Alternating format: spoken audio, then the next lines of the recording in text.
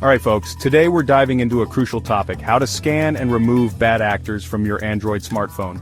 Let's keep your device clean and running smoothly. First, let's talk about why this is important. Bad actors like malware, spyware, and junk apps can slow down your phone and steal your data. You don't want that, right? So, let's get to it. Step 1. Download a reputable antivirus app. I recommend apps like Malwarebytes, Bitdefender, or Norton. Head over to the Google Play Store, search for one of these, and install it. Once installed, open the app and grant it the necessary permissions. Next, run a full scan.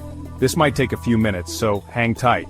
The app will check for any malicious software or suspicious activity on your device. If it finds anything, follow the app's instructions to remove it. Easy, right? But we're not done yet. Step 2, clean up your apps. Go to Settings, then Apps, and review the list of installed apps. Uninstall any apps you don't recognize or no longer use. These could be potential security risks. Step 3, update your software. Keeping your Android OS and apps up to date is crucial for security. Go to Settings, then System, and check for updates. Install any available updates to ensure you have the latest security patches.